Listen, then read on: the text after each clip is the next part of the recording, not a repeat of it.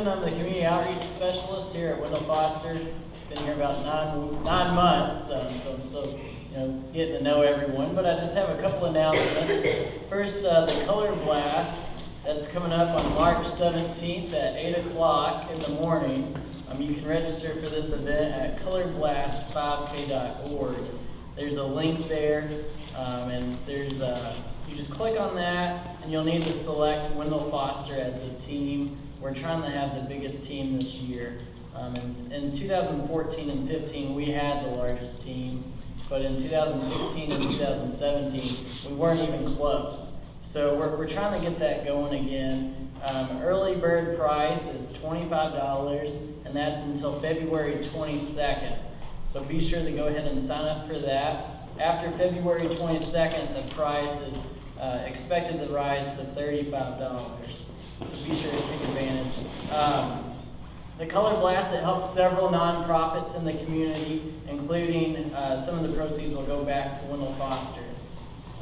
So we're selling these shirts for $6, and they also come with a derby hat. That does include tax, so be sure to pre-order these, and you also will prepay for them at Betty's desk.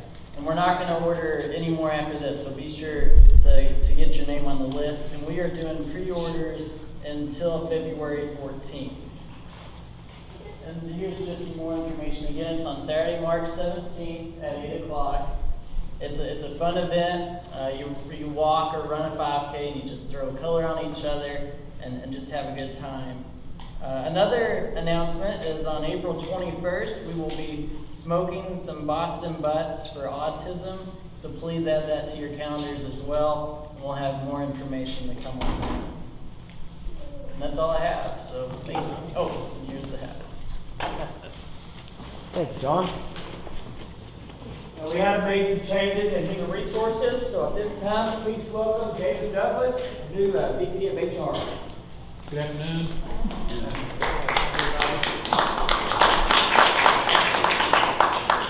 Applause is not necessary. Oh, you guys doing okay today?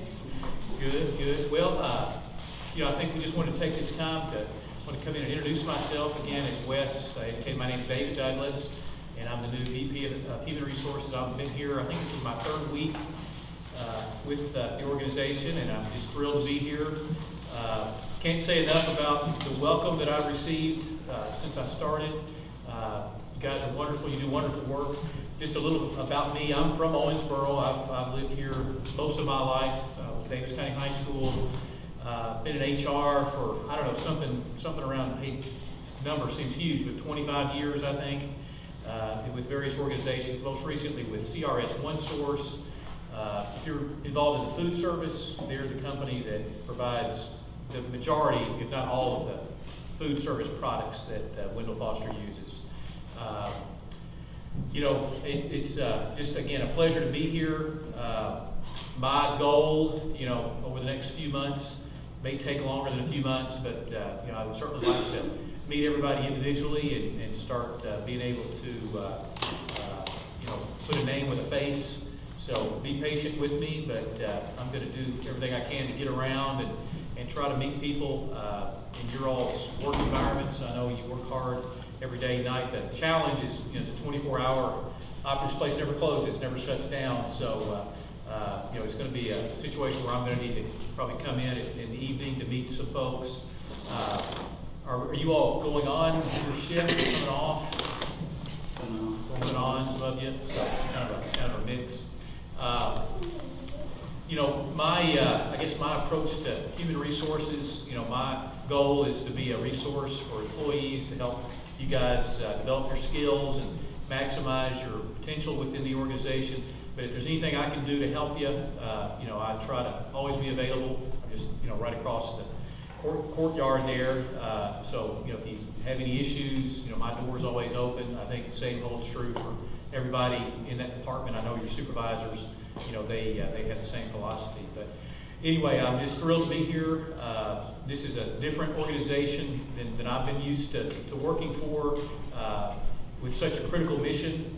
And I just think what you all do is just unbelievable from what I've seen. And the reputation of Wendell Foster just, is wide ranging and make just such a great impact on our community, on Owensboro and beyond. So anyway, it's a pleasure meeting you all. This is my third go around. I'm trying to mix it up a little bit so Wes, doesn't think I'm saying the same thing every time I meet with a group. But anyway, I'm thrilled to be here and look forward to meeting some of you. One of the things that I was asked to do almost immediately when I came aboard was to help develop a policy to address attendance at these in-service trainings. From what I understand, and this is not preaching at you all because you all are here, so this may or may not impact you all in terms of showing up and participating in these in-service trainings. But I think over the course of maybe a few years, there's been maybe a relaxed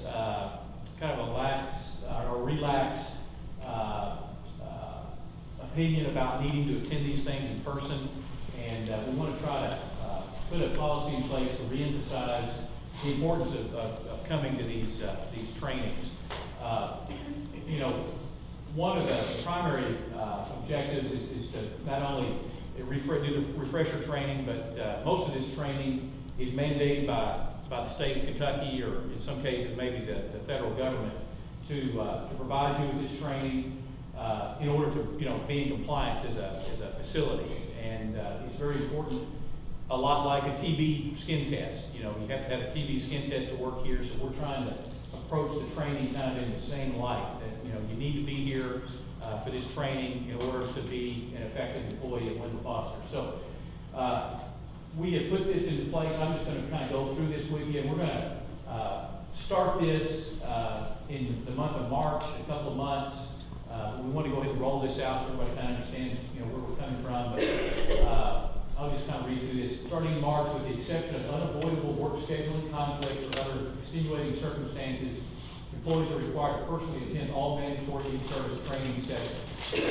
By attending in person, employees are acknowledging that they understand the importance of this mandatory training and take it seriously. Also, unlike virtual or video training, in-person training gives all employees the opportunity to interact with instructors, co-workers, and engage one another to interact with person-to-person sessions, activities, updates that further reinforce the subject matter being delivered. So, even though technology, allows us to watch videos and go on YouTube to complete some of this training, and we understand that that's necessary in a lot of cases. So some of you guys, I think we identified the delivery, not delivery, but the drivers, the people driving the vans, that they in particular have a lot of difficulty attending these trainings in person.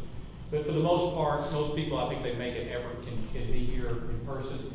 And by attending in person, I think it's just more effective than sitting in a room or on a phone or in front of a computer monitor watching. I think there's more interaction, and you also, with all the updates, you kind of stay in the communication lane. Going forward, this is got just kind of going through some of the consequences and some things that you need to be aware of. If you fail to attend a mandatory in-service training due to an unavoidable scheduling conflict or other extenuating circumstance, this must be approved by your immediate supervisor. The supervisor will be responsible for notifying the employee development specialist or other individual that's facilitating the training, Wes or Donna. The staff member will have 2 weeks to make up the in-service training, either in person if possible, or by video with accompanying test results that verify the completion of the training. If a staff member is out on accrued leave, they will have 2 weeks upon their return to complete the mandatory training, and then failure to complete the training within 2 weeks will result in suspension until it is complete. So again, we hope that we don't have to ever put a suspension in force for somebody not attending the training, but again, we have to have some accountability to make sure people are doing this. There's enough people, I suppose, that aren't coming to these things that we wanted to put, again, some accountability to make sure that we're, indicating how serious we are about making sure people are coming to these things. A staff member who misses a mandatory in-service training session without their supervisor's approval will be issued an attendance occurrence and will be required to complete the training within 2 weeks or again face suspension until completion of the mandatory training. Staff members' continued pattern of failing to attend mandatory in-service training will result in further corrective actions deemed appropriate. Again, we hope that people get the point and understand that they need to try to come to these things, that it is important. It's hard to meet everybody's schedule in this environment. I know you're working, you have off days, and not everybody's here on a Wednesday or a Thursday. I know Wes has included, I think, added an additional training time, the 2 o'clock training, to give people more of an opportunity. So we understand that there's some inconvenience associated with this in-service training for some people. But again, we feel it's important, and people, it's not happening that often that you can't make some effort to come in. You are getting paid for it, right? I mean, isn't that right? Okay, all right. Again, my first in-service was at 12 o'clock today, so I'm kind of new to all this too. You all have any questions about any of this? And I know it's kind of weird, you don't know who I am. I'm standing in front of you. The first thing I'm doing is throwing a policy out. But again, the board of directors and Eric Sharp, they felt that this was an important enough issue that they wanted me to start working on this almost immediately when I walked through the door. So I didn't draft it just myself. I had a lot of help, and I know for Wes and Donna, it can become a burden for them to try to chase people down, track people down, that kind of thing, as you can understand. So anyway, we wanted to put some emphasis on that. But if you don't have any questions, I'll turn it back over to Wes. Nice meeting you all. Thank you.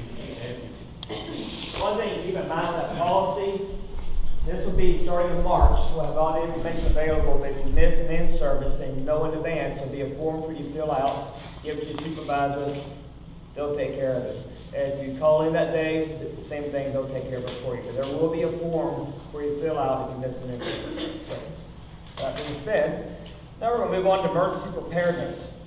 This is a new topic for us in the sense that Medicare and Medicaid now have some new guidelines. They state that if we use Medicare and Medicaid services or funding, we now have to have an emergency plan in place. We don't want things that happened in Hurricane Katrina or this last September with the hurricane in Florida to affect us here. Those two events, a lot of people not being prepared caused some injuries, caused some harm in Florida. A lot of people passed away from it. So, in response to that, we now have a new manual in place. This manual was created by several people. It started 4 years ago with creation. Bob Tarrant helped out with it quite a bit. We now have a committee that addresses it. We add things as we need to, we change it if we feel like it needs to be changed. We have found that there are certain emergencies that are more likely to occur than others. For example, we have one store of grain less than about a block away from here. In their silos, there's a lot of dust. That dust can actually combust and explode. That can take out half a block to a whole block. And they have another 2 grain silos going up right now. So that's a lot of potential there. We have railroad tracks that run to our south, just about a block away. And a lot of factories around here are hauling chemicals by train back and forth. And if they were to derail, what could happen? Tanks could bust open. So we have all these chemical agents up in the air. And now we've got a problem. They could explode when they are exposed to air. You don't know. So you've got to be prepared for that. Right now, in the state of Kentucky, emergency management is the #1 thing to preparing for earthquakes. We are overdue for one. They are getting ready for it. They say when it hits, it's going to be bad. There's going to be a lot of structural damage. There'll be a lot of people passing away from it, getting injured. And think about every single road that you drive on to get to work every day, and how many of those roads have a little bit overpass or bridge that goes over a creek, a river, or a ditch. An earthquake, all of those could be out. So this could be a real big scenario for us. Plus, you have your fires, your tornadoes, pandemics, flu. All these things can cause us to have issues. So we've tried our best to be prepared. We have identified a chain of command during crisis scenarios. It starts with Eric Sharp, Kelly Turnham, Sarah Poole, and Kim Trainer. They will have in their offices the manuals themselves. The manuals will also be located in the nurse's station next to the SDS manual. They're not there yet. We're working on them. And they will also be in court, the office manager's office. And another thing, keep in mind, with this plan, since it's mandated by state, when they come in, what's one of the questions you think they'll ask us? Take a guess. Do you have one? Yes. They're going to ask us that right away. And then they're going to say, yep, where's your plan? So we just covered that, right?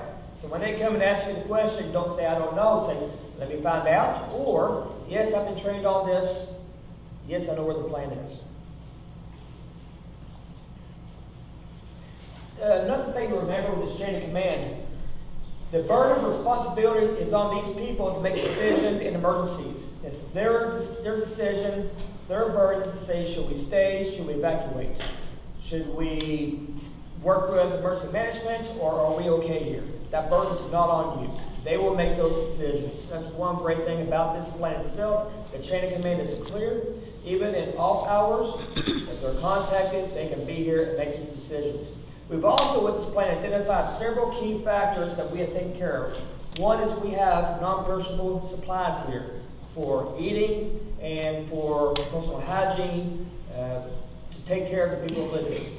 We've also identified, in terms of crisis, such as with the ice storm, phone lines may go out, cell phones may go out. We now have a ham radio and 2 operators here at Window Foster as a form of alternative communication.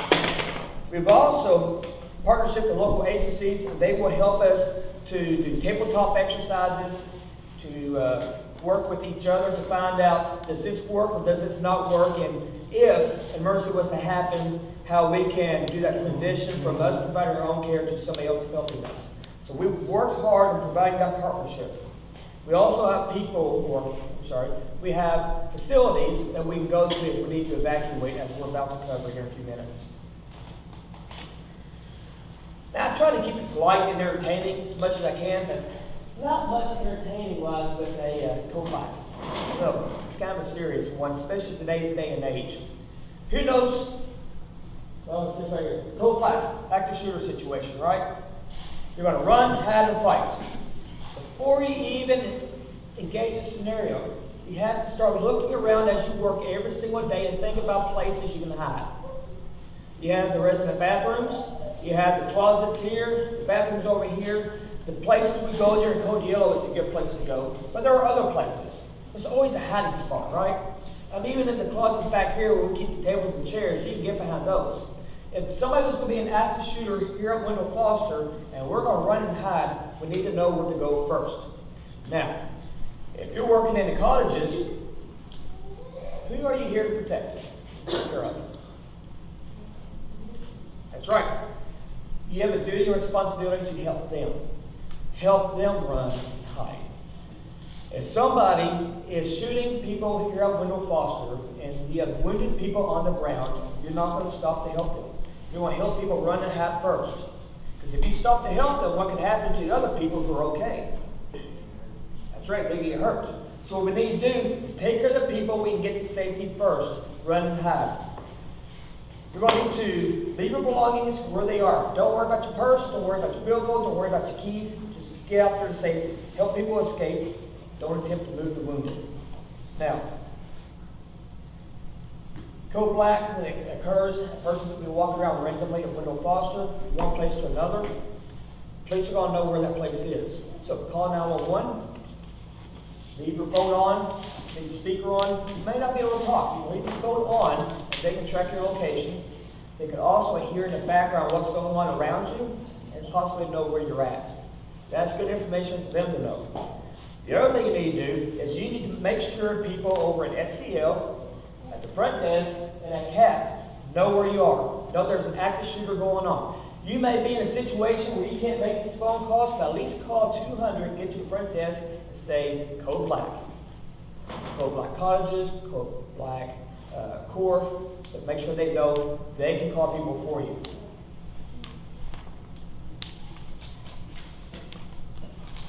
When the active shooter comes near your location and you're hiding, make sure you stay silent, stay quiet.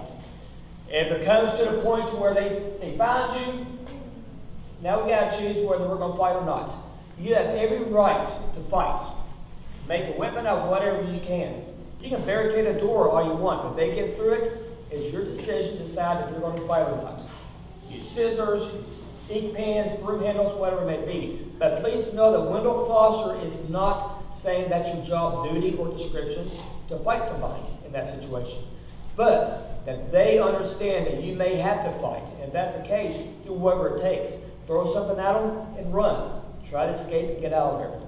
Try to get to safety.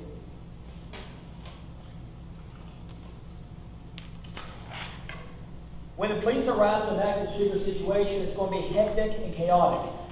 They're going to immediately try and go to the area where the shooter is located. If there are people wounded on the ground, they're not going to take care of them first. They want to neutralize the suspect.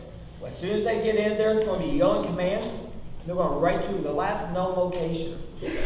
Please don't grab them. Please don't yell out. Don't scream for help from them, because all you're doing is impeding their actions.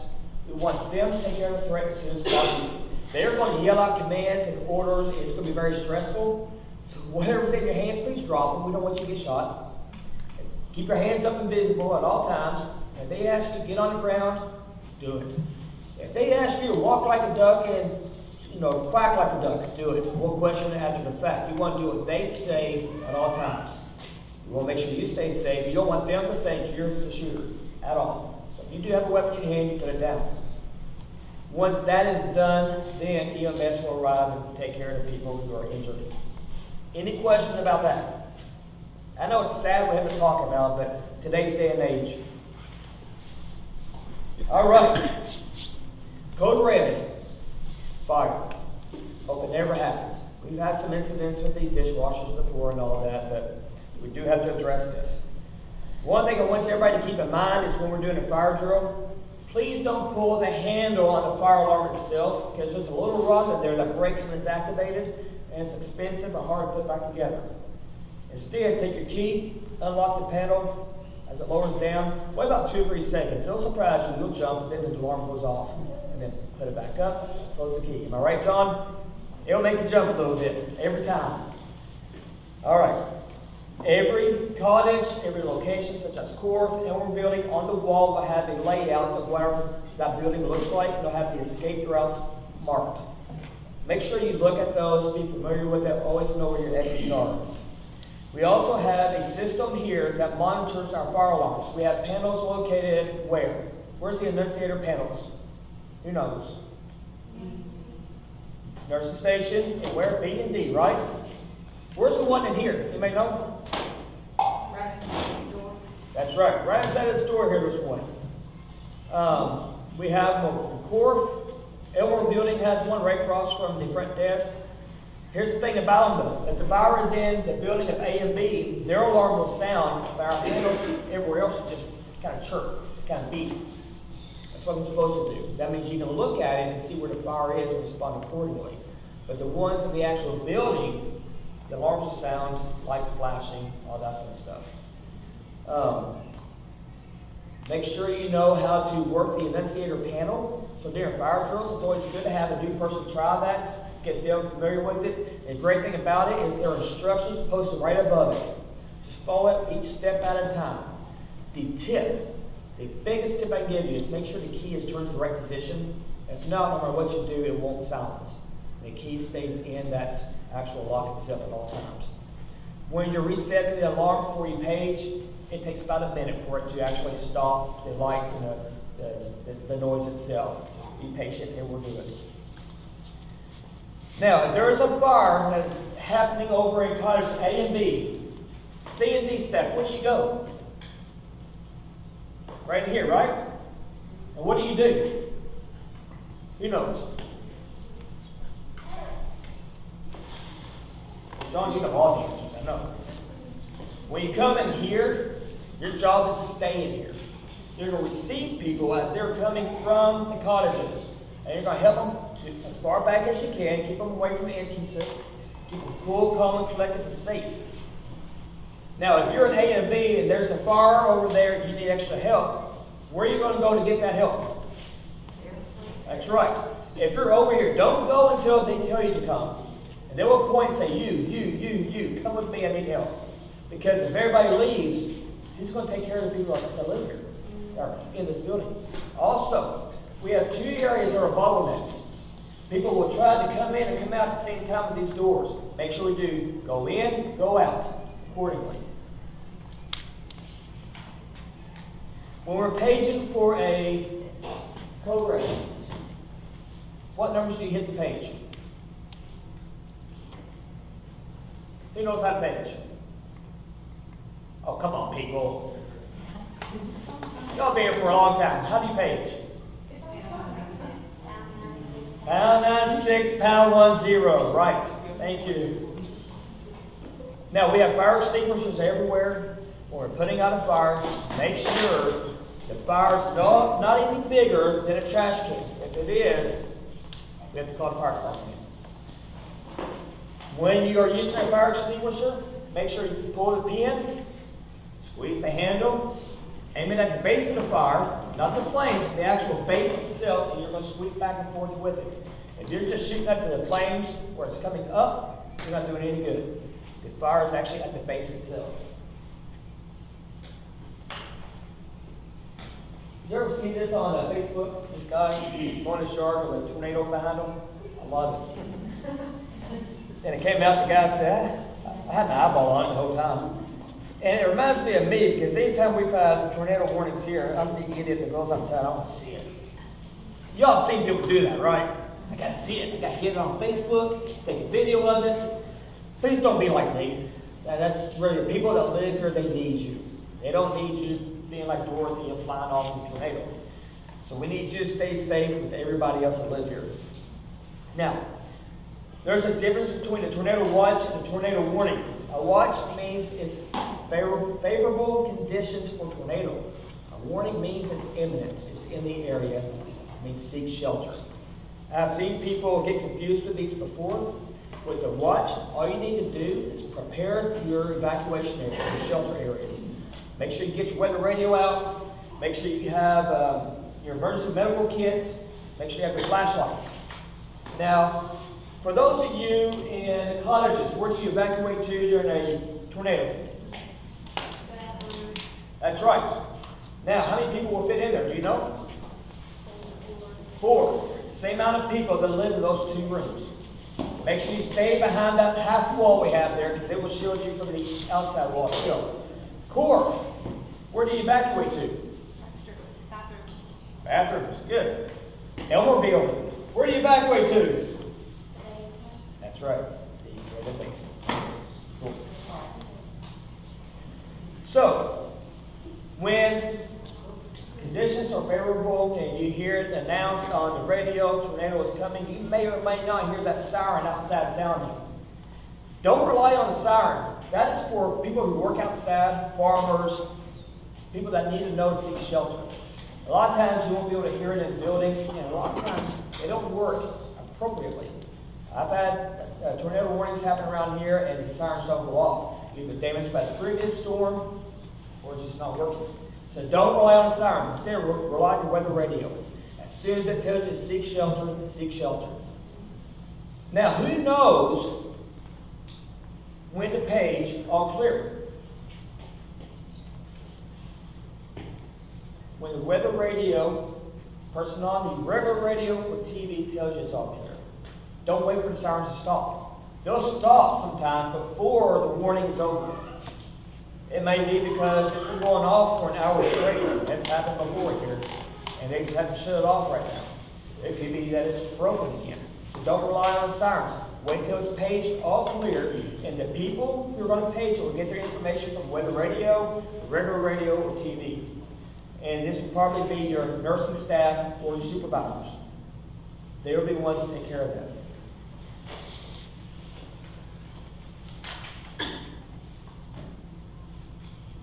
After a tornado is struck, we'll use our emergency plan, and we will decide whether we need to stay or leave. The reason being, we may have structural damage, right? We may not be able to stay here. If that's the case, we'll go ahead and put our plan in place to evacuate.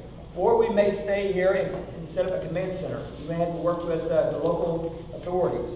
But we'll first treat the people that are injured, We will take care of our emergency supplies, get everything set up, and do business as usual.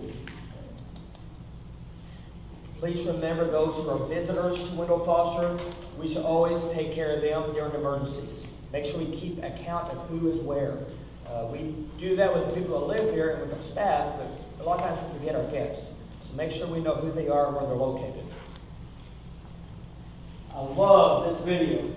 2 reasons. Dogs already always know an earthquake's about to happen. 2 is this guy you're about to see. Oh, what do I do? But the ladies are smart. They know what to do. I question, though, are they running outside or to a doorway? Should you run outside during an earthquake? Why? Power lines, trees, things falling off of buildings. Instead, what are you supposed to do?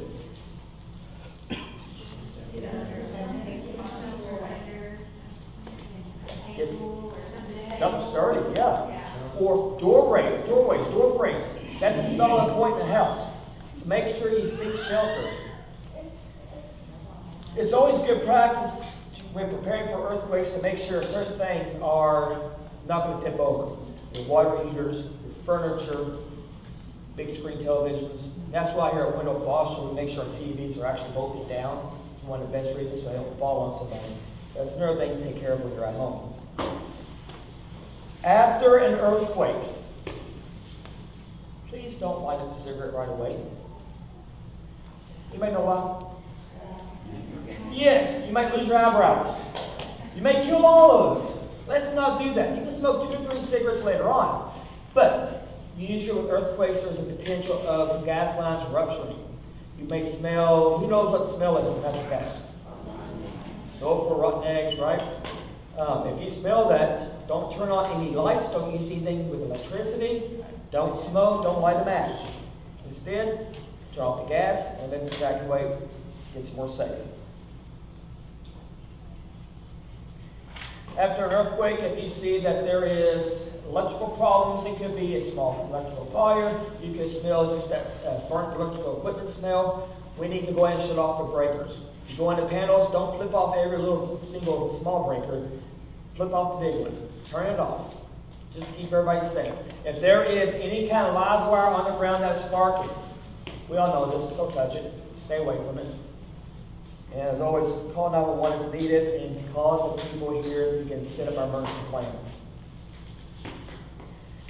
During earthquakes, sewer lines may rupture, so please don't flush the toilet. Check first before you flush.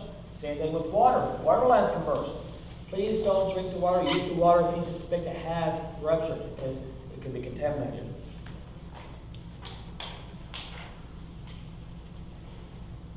With our fire alarm system, if it ever goes down more than 4 hours, maintenance will be recruited to do a fire watch. In a nutshell, they're going to be looking for fires, just like it says. For people that live in the cottages or any area where people are living, they will check and walk around every 30 minutes. Other areas and locations will be every 90 minutes. And they will keep a log of where they checked, what time they checked, what the conditions were. And they will keep that log. That way we can go back and review it anytime we need to. There may be times, though, where they had to recruit extra help. That's why we want you to know about this. If that happens, they will talk with you and explain what they need you to do.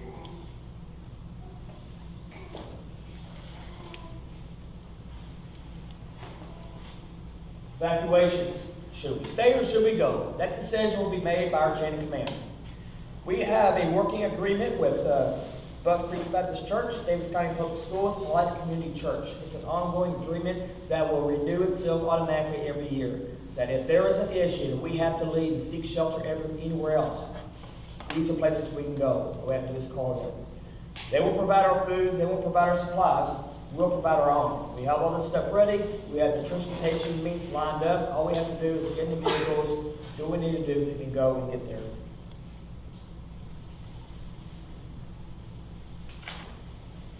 There's a time where we have to shelter in place, such as a scenario if a train derails and carrying chemicals, toxic fumes in the air, such as ammonia.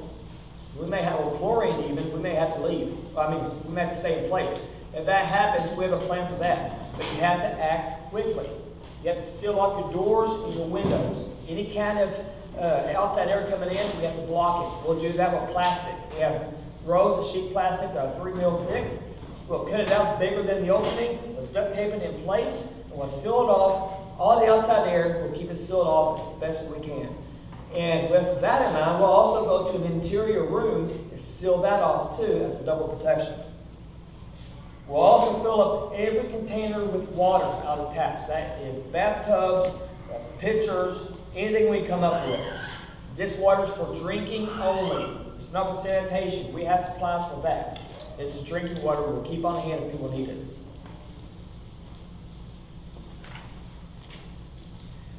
If we ever have communication problems, we do have 2 AM radio operators. You can reach out and get a hold of local people. We also have a hardwired phone line over by the reception desk. It's the fax machine. We can use that anytime we need to get a hold of people.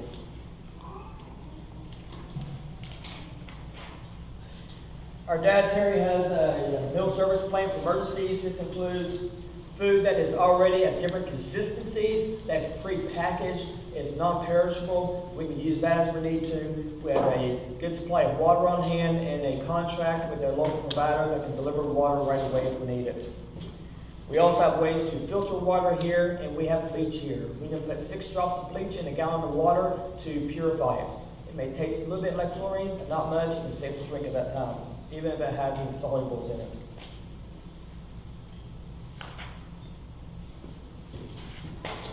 All right. Donna Hamilton, come on down. Not quite y'all.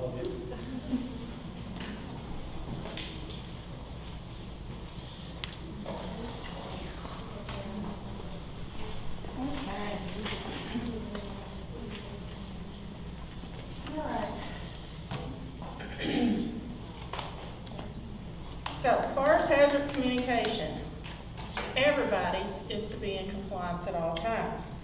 That means as much as we have to be responsible for putting things in place for you, for safe practice controls, your PPEs and things, you're just as responsible for following and using those things. All right? So, your communication standards are ensuring that all containers are properly labeled, establishing a list of hazardous chemicals in the workplace, compiling a library of safety data sheets, establishing a work safety practices, and of course providing you with those necessary PPEs. A hazardous chemical is defined as any chemical which is classified as a physical hazard, a health hazard, a simple asphyxiant, combustible dust, paraphoric gas, or hazard not otherwise classified.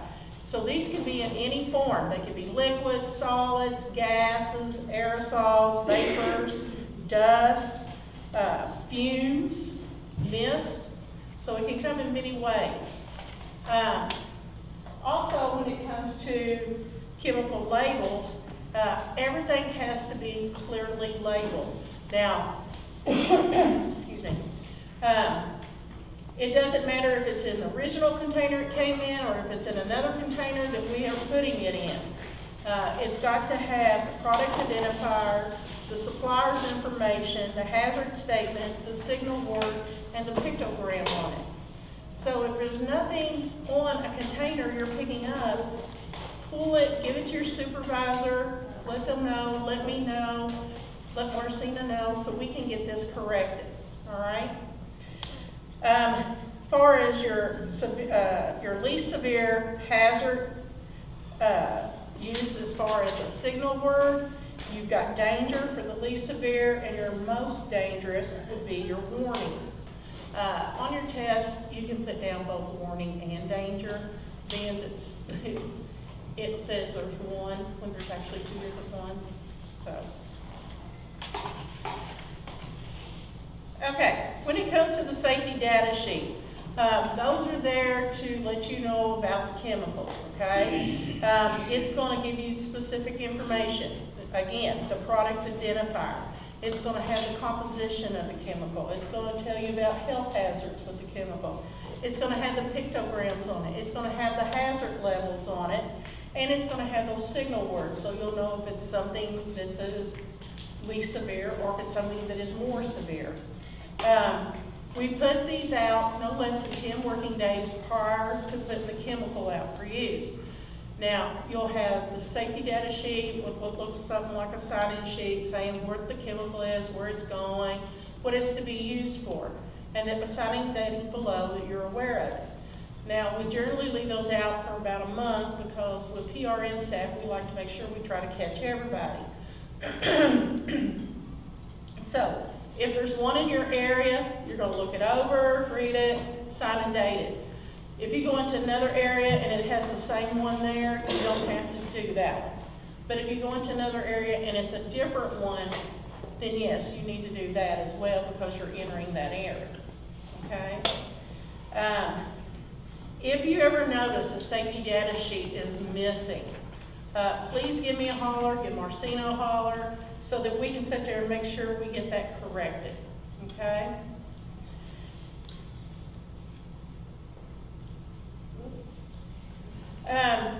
Here it talks about storing chemicals. Chemicals should always be stored as far as the facility is concerned. Where do we store them? Behind locked doors, cabinets, whatever it takes. Is anybody here from SCL? Okay.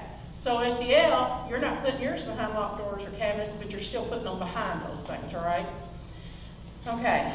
I can come over here pretty much any given day throughout the week, and there will be a key left in the keyhole in one of the corridors between the cottages.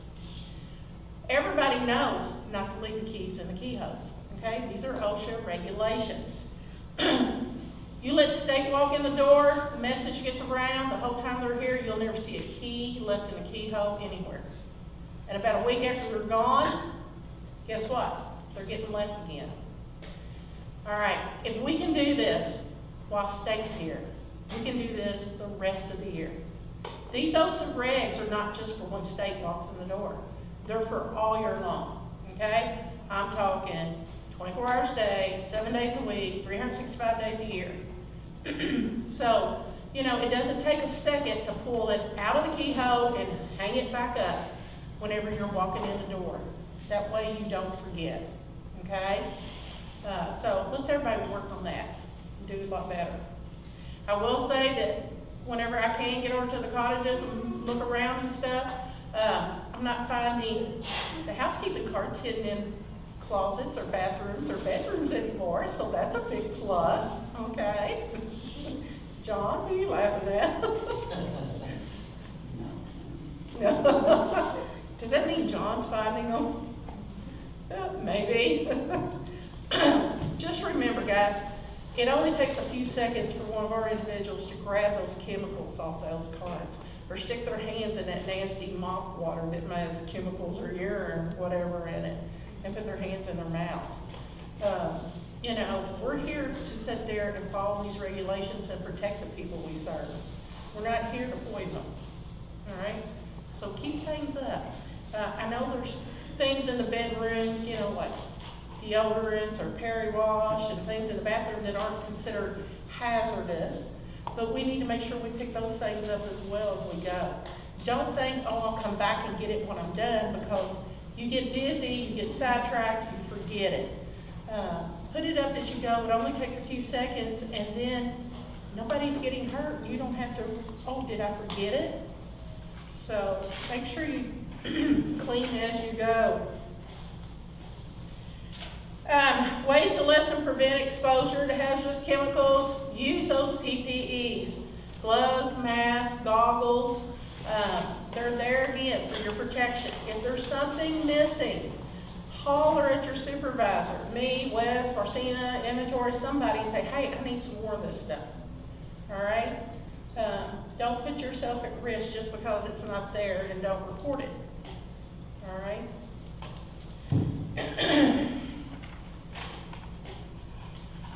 As far as safe handling, here it tells you, if you have a chemical spill, clean it up immediately. Isolate the area, whether it be you stand there and watch whatever while somebody else goes gets what you need, or vice versa. Use a safety data sheet if you don't know how to clean it up, and read that, all right? There's nothing wrong with that. You know, it's kind of hard to keep up with everything that we have to around here, and like it's gonna come back to you lickety-split, okay?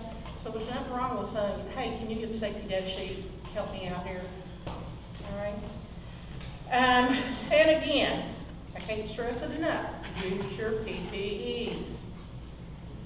Now, when it comes to eye wash stations, we have those eye wash bottles all over this place.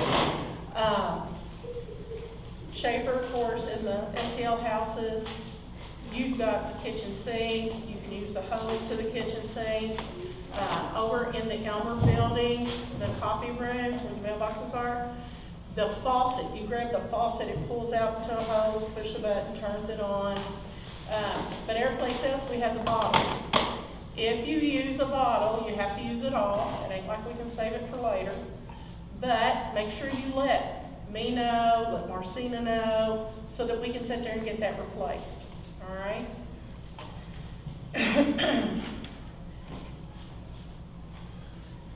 Now, here, if we have an accident that occurs, you need to notify the nurse within 24 hours. We have a very small time frame from the time that the incident occurs to the time that we need to get it to Alex in HR so that she can do reporting that she needs to. And I'm talking very small time frames. If it's something that is not chemical related, maybe it's just, you know, you sit there and hit your arm on something, or you lifted something and hurt your back. Okay, any type of incident that requires or that results in an injury, you need to report it. Even if you think, oh, it'll be fine tomorrow, no big deal, report it. Because there's many times people have sat there and went home, get up the next morning, and it's like, ooh, you know, I'm swollen, I can't move, whatever it may be. So we'd rather you fill out the reports, let the nurse assess you, okay, and she may say, take some Tylenol, apply ice pack to it, or whatever. And you get up the next morning, nothing there, you know, no big deal. But if you do get up the next morning and there is something, all you gotta do is call up here and tell the nurse, hey, this is what's going on. You've had your incident report filled out, and she will sit there and send you where needed. Now, on the incident reports, you're gonna do your part in filling out what happened. I need detail, people, before, during, and after this incident, to make sure that when I'm reading it, I can clearly picture what happened. Because again, to you it's clear as mud, you were there. I'm not, all right? After that, the nurse will do her part in filling out what she did. And then it goes to your supervisor, who will do a follow-up before they can get it to Alex. Now, as far as nursing staff, if they feel that they need to send you out for medical treatment, then you will go to convenient care. They're to send you to convenient care between 8 in the morning and 8 at night when they're open. Unless it's an emergency, then they would send you to the hospital. But if convenient care is closed, then the hospital would be the place you go. But you need the nurse to send you there. We have policy and procedures that we have to follow with all this stuff. Nurse has to call them, they'll know you're coming, all right? If for some reason, again, overnight you get up, whatever it is, you call the nurse, she will send you to the appropriate place. Don't say, oh, I'll just go see my own physician, whatever. Your physician may not know to send reports to us. There's not going to be anything maybe sent to where they can say, oh yes, it was a work-related incident, and then maybe now your insurance is having to kick in to pay on it, okay? But there could be lots of different problems with that. So make sure you go where the nurse sends you, and only if the nurse sends you, all right? So, any questions on any of this? No? All right. We are back to Wes. All right.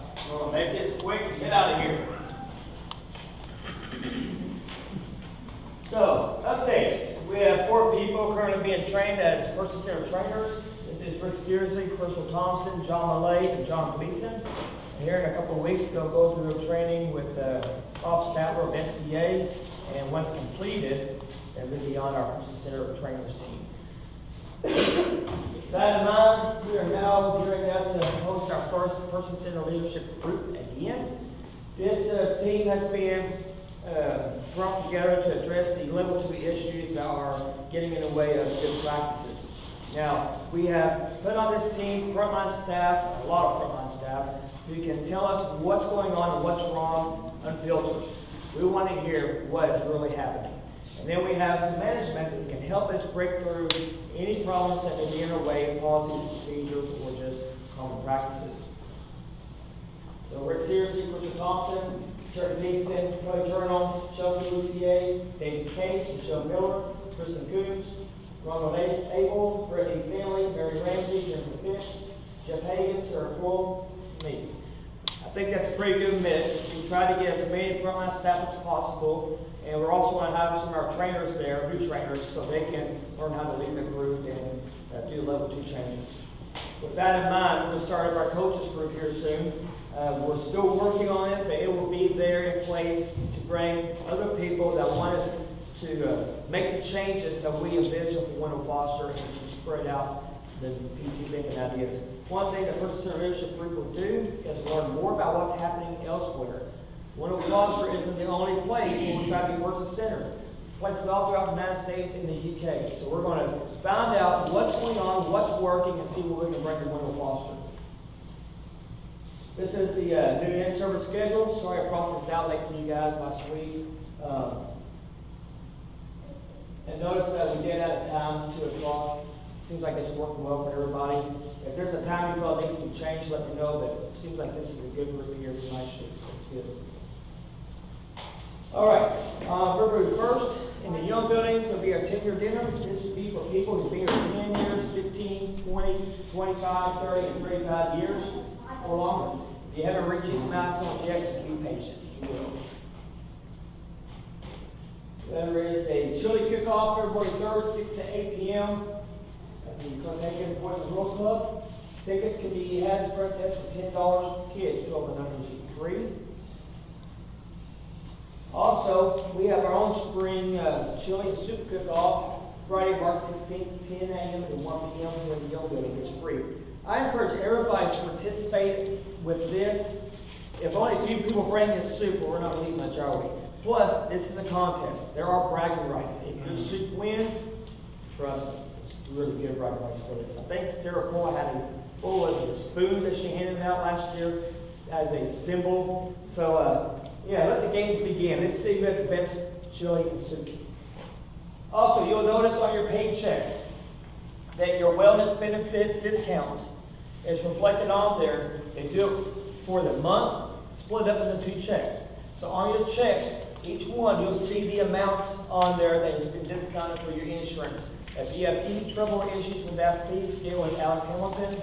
She will help you out. Any questions? Awesome. We have a table back here on your left. That will be for your papers. Table on the right for your clipboards. You all have a great evening. 5:25 for your end time.